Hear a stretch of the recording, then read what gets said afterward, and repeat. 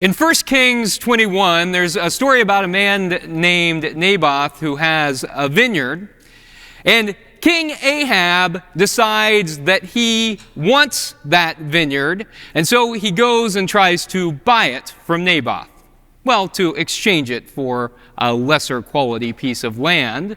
And Naboth says, no, this land is not for sale. And so King Ahab and his wife make up rumors about Naboth and say that he has been condemned by God. Then he is killed, and they take his land anyway. You see, people in positions of power sometimes don't understand that things are not for sale. You know, like Greenland is not for sale. President Trump keeps trying to take land, even though the Kingdom of Denmark has said over and over again that Greenland is not for sale. And so he's now imposing tariffs on our allies to try and pressure Denmark into selling Greenland. You see, people who are in positions of power often try to take what is not theirs. Now, in the story of Naboth's vineyard, Elijah comes and says, it is not Naboth who God condemned, it is in fact you, King Ahab, who have tried to take what is not yours. You see, people who think that the church shouldn't comment on this kind of stuff clearly have not read 1 Kings, or much of the Bible for that matter. Because what the Bible calls us to do is to condemn the principalities and the powers, especially when they are trying to oppress others, especially when they are trying to take what is not theirs, especially when they are destabilizing global politics. You see? This table calls us to envision a different kind of world. This table issues that call each and every time that we are together. It calls us to dream God's dream. The dream that Martin Luther King Jr. talked about. The dream that Jesus preached each and every day of his ministry. A dream in which absolutely everyone has a place. And we live in a peaceful world, not peace imposed by a dictator, as long as you agree with them, but peace that is created through the presence of justice. And that's what Jesus' entire life and ministry was about. A reading from Psalm 85, verses 8 through 13. Hear what God's Spirit is saying to you. Let me hear what God the Lord will speak, for he will speak peace to his people, to his faithful, to those who turn to him in their hearts. Surely his salvation is at hand for those who fear him, that his glory may dwell in our land. Oh, wait, yes. Steadfast love and faithfulness will meet. Righteousness and peace will kiss each other. Faithfulness will spring up from the ground, and righteousness will look down from the sky. The Lord will give what is good, and our land will yield its increase. Righteousness will go before him and will make a path for his steps. Here ends the reading of words that give us insight on God. May God grant to us wisdom and courage for interpretation. Today we're going to do something a little bit different. You're not going to have to just listen to me today. You have to listen to me some, but not just listen to me. Because today we are going to be talking about progressive Christianity and the work of the Center for Progressive Christianity, which I have the honor to co-lead with my good friend, the Reverend Dr. Mark Sandlin, who's here with us today. No stranger to this congregation, of course, but Mark and I, along with our Director of Operations, Deb Grady, have been planning out the year for the Center for Progressive Christianity, and so he is in town.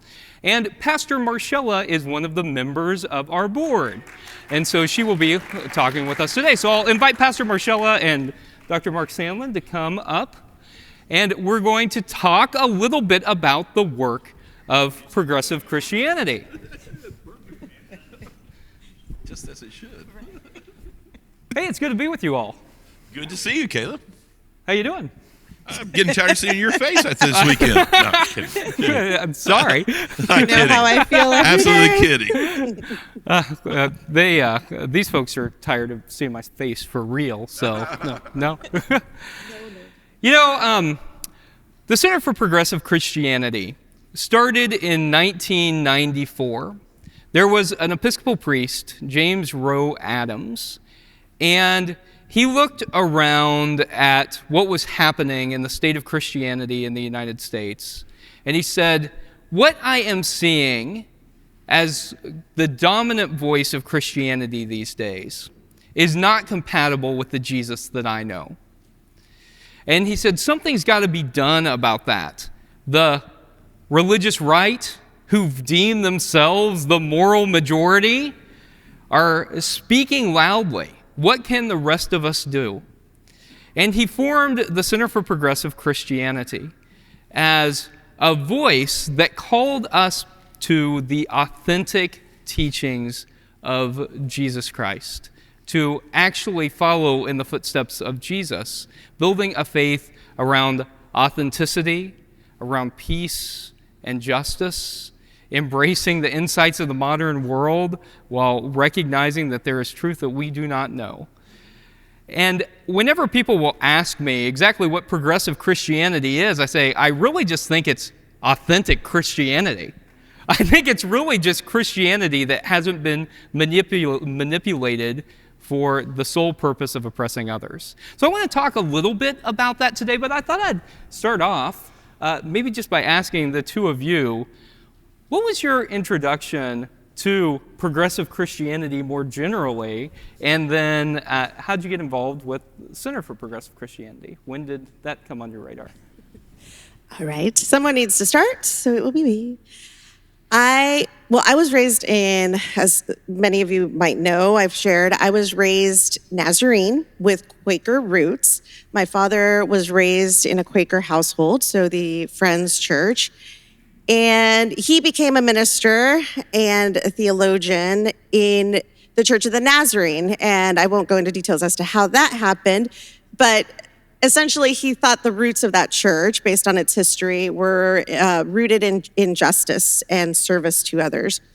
But it became very clear that the church was far more conservative than his roots. And so I was raised in a household where he preached a very progressive theology, a very open theology. The books that he used in class were books that, like Henry Nouwen, like Richard Rohr, Jim Wallis. And it was through using Jim Wallis's books that I became more interested in progressive Christianity. And he encouraged me to apply to a fellowship at Sojourners magazine.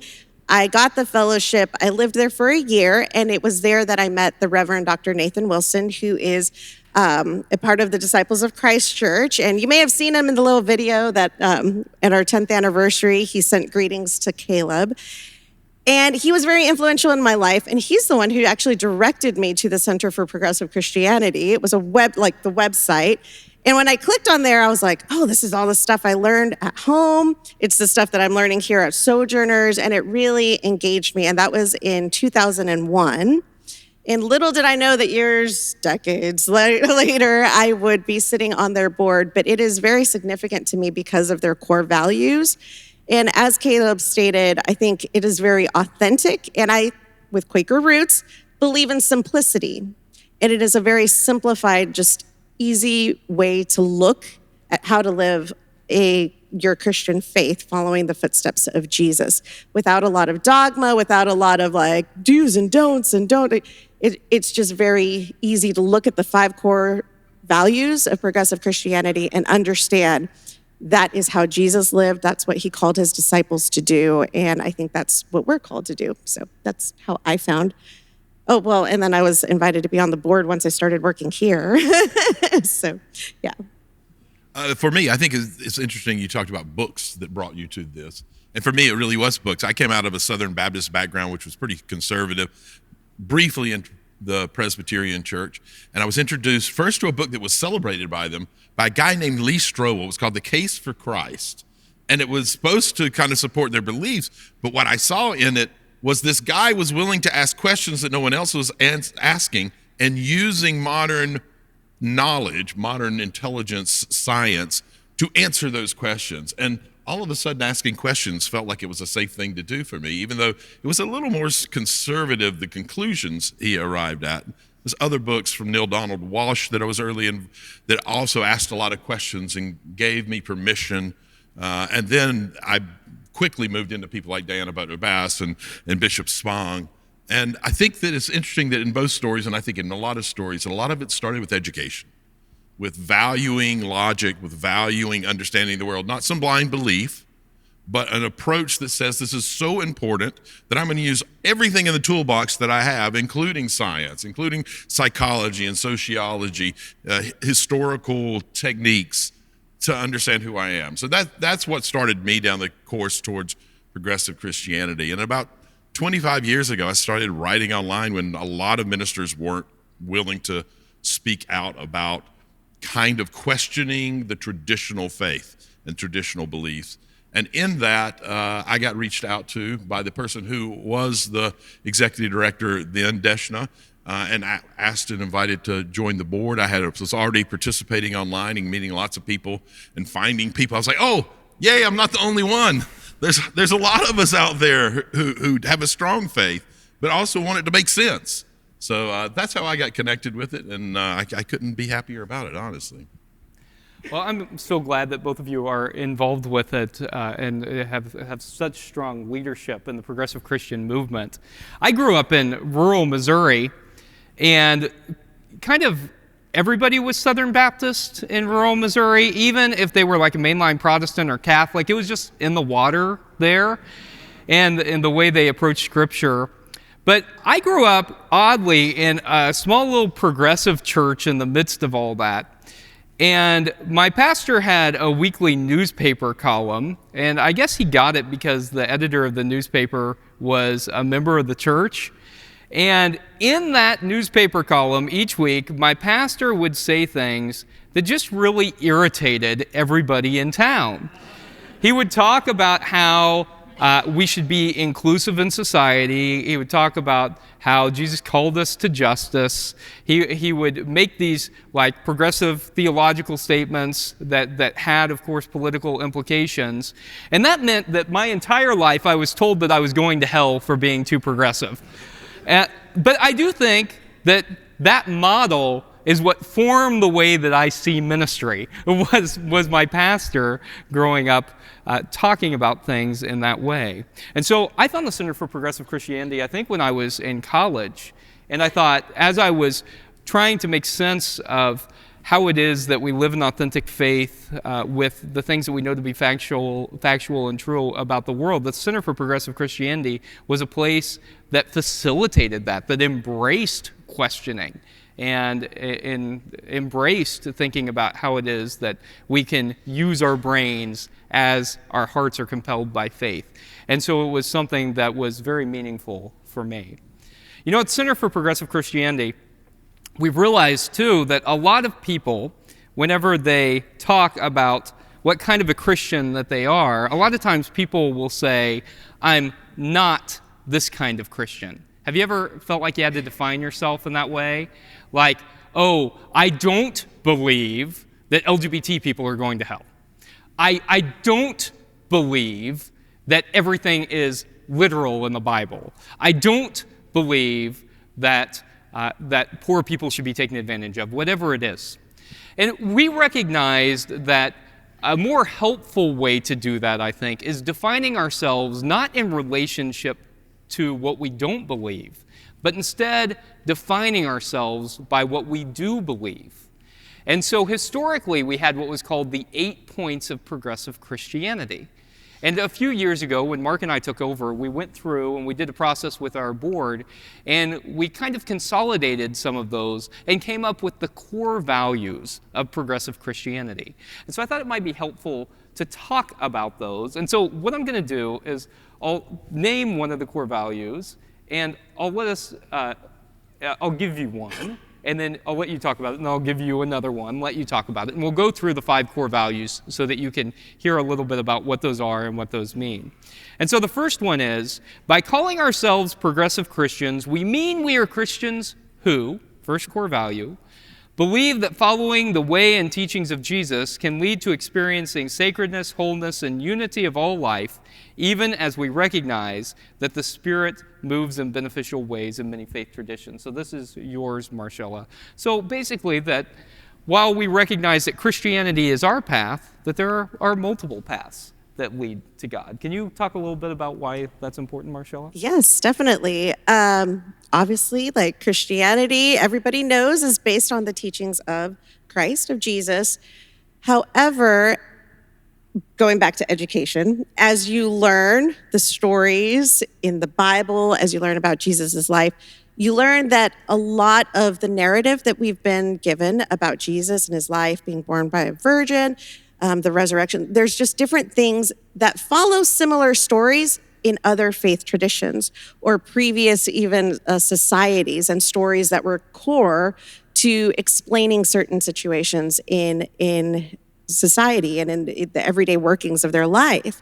And so as we see that, we also see that other faith traditions, other philosophies have value. Our core values as Christians, like believing in Jesus and following in his footsteps, are also based on other traditions as well.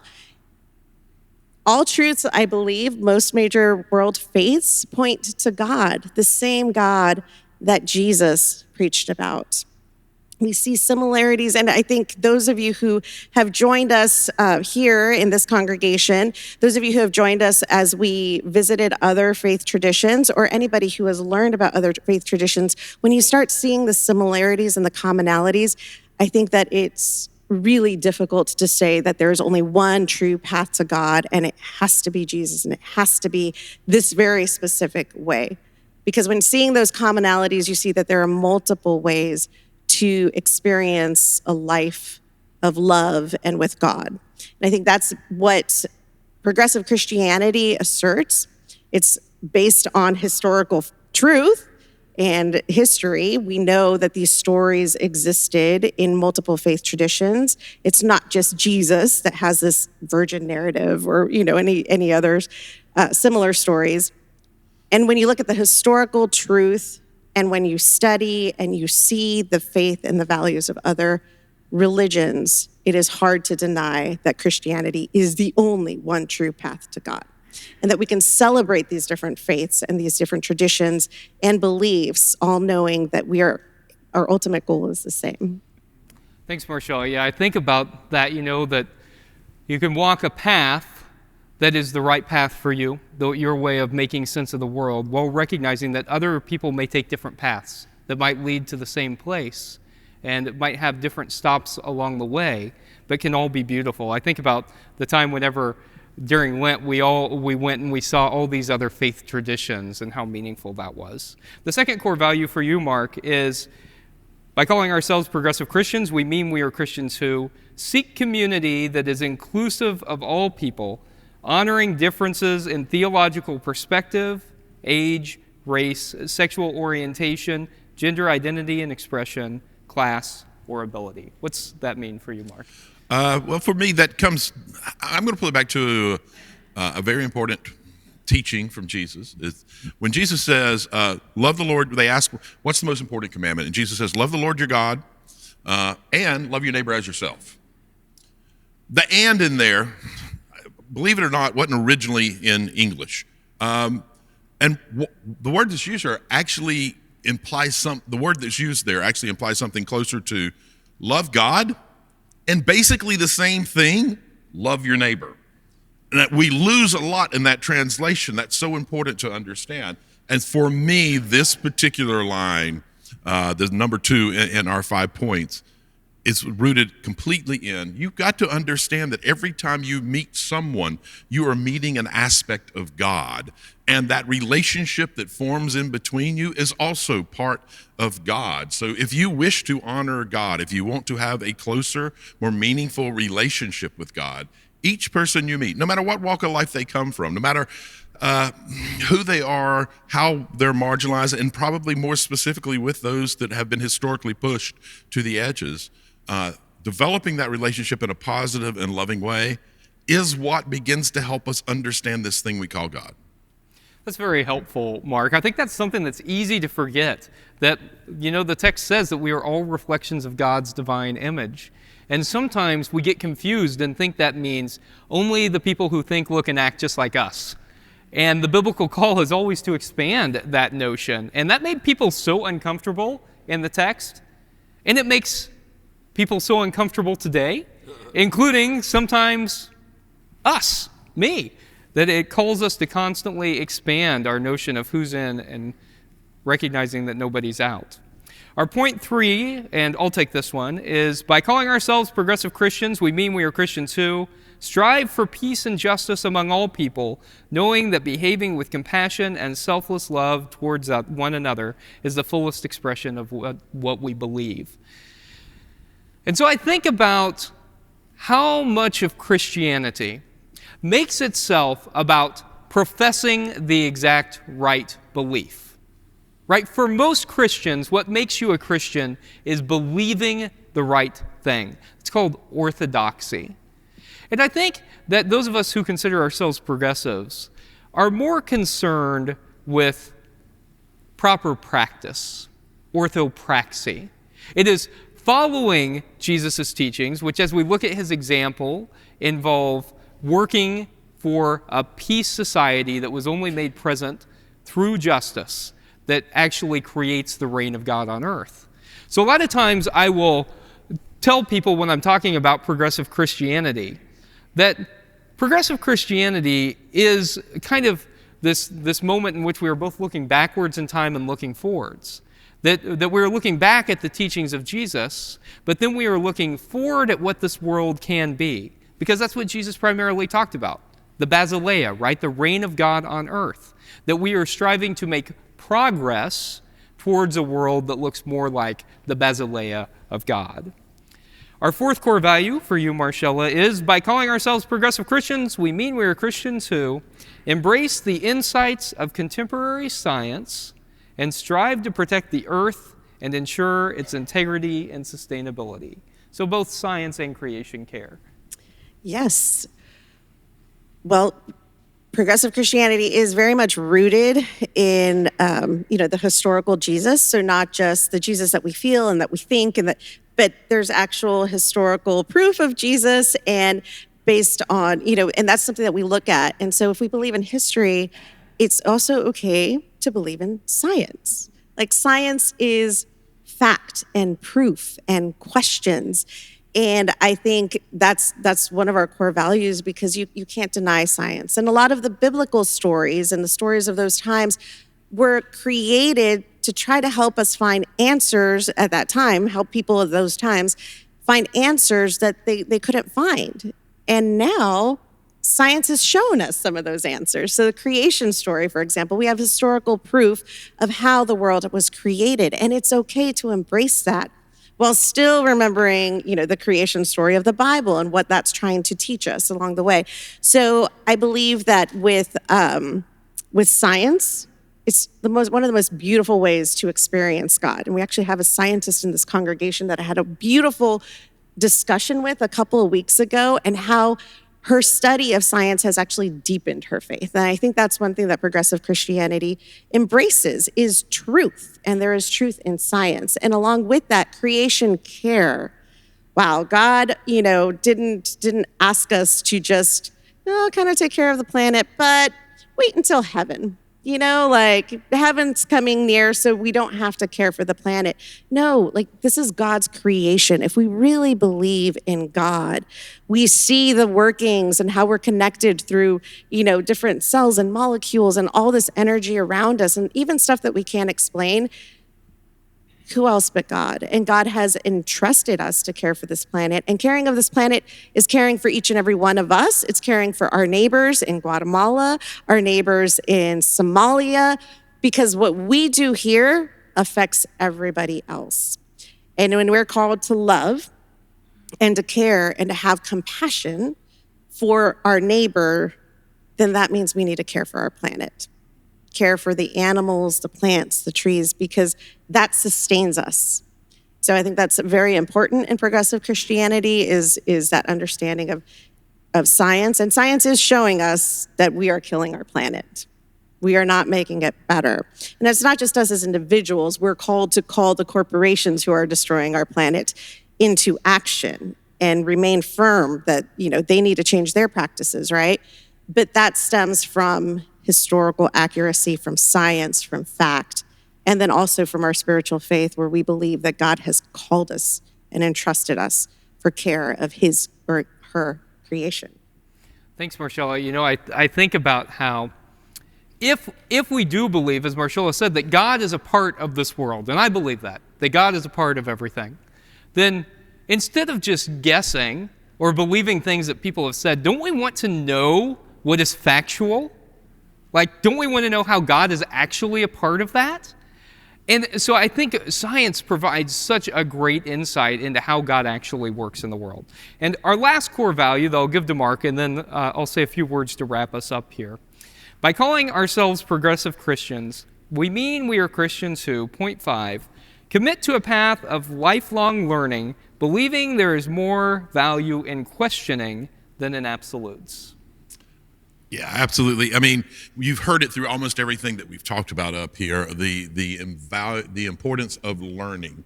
And that can be difficult when you grow up in traditional church because you're taught how important knowing exactly what the right answer is and that it stays that way. As a matter of fact, we pin a lot of times to it in that traditional church.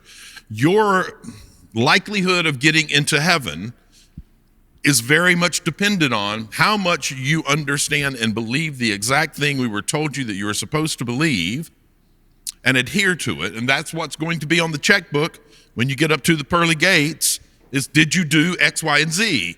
And so it gets really scary to move into a different kind of faith where you realize that it's good to question, as we've talked about over and over again up here, and that the questioning will ultimately change your faith. I always say that if your faith isn't changing every 5 or 10 years, you're not taking it seriously enough. That you need to be investigating and willing to use the available information. We learn new stuff every year. You grow every year. You have new experiences in life. You interface with people who are an example of God, who can change how you understand God. So I think it's an essential piece that we have in there, that we have to always say the questioning and the learning and the growing from it is always going to be the thing that makes a healthy faith. Thanks for that, Mark. I appreciate both of your perspectives on these and appreciate these core values, because a lot of people will say, well, what kind of a Christian even are you? And if people ask that, I think, and you consider yourself to be a progressive Christian, I think you can say, I'm the Jesus-following kind. And here are some examples of how I define myself. One of the things that we were talking about as well is progressive Christianity isn't really the kind of place that's interested in defining who's in and who's out. That it's a big tent, and people believe a variety of things. As you could hear from the core values, there's plenty of space for differences in interpretation.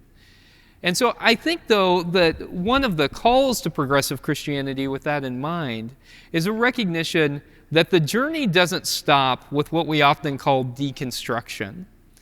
And, this is one of the theological buzzwords, if there is such a thing, that deconstruction involves, questioning the different pieces of faith, maybe breaking down traditional notions of what we've been taught versus what we might know to be factually accurate. But I think progressive Christianity also calls us to a faith that reconstructs things, that recognizes that there is truth beyond fact, right? So that you might say, well, was the world literally created in 7 days? No, it wasn't. I mean, we know that to be factually accurate, that the world was created over billions of years, not in 7 days. But then we can look at the creation stories and say, what is this trying to tell us What is the why behind why this is written? And it's in doing that, I think, that we move to a more meaningful space, that instead of the legalism that many Christians profess, which, by the way, is what Jesus spent most of his ministry combating, the legalism he saw in religion in his day, that once we can move past that, then we can ask the deeper questions of why. And so I hope that this is a place that is a meaningful space for your journey as you seek to know the whys, as you seek to know the truth beyond the fact. And if you're ever looking to delve deeper into that, Mark, can't they just go to progressivechristianity.org? I think that's a great spot. There's so many resources there. Whatever subject that you are interested in and trying to figure out, we probably have something there that's going to help you along that journey. I think so. Yeah. I think so. A wonderful resource. So ChatGPT is great, but Progressive Christianity has wonderful resources to help you on your spiritual journey. Well, thank you all for being willing to participate in this panel, which I told Mark about yesterday. We appreciate you both doing that. Let's give them a round of applause. Thank you so much.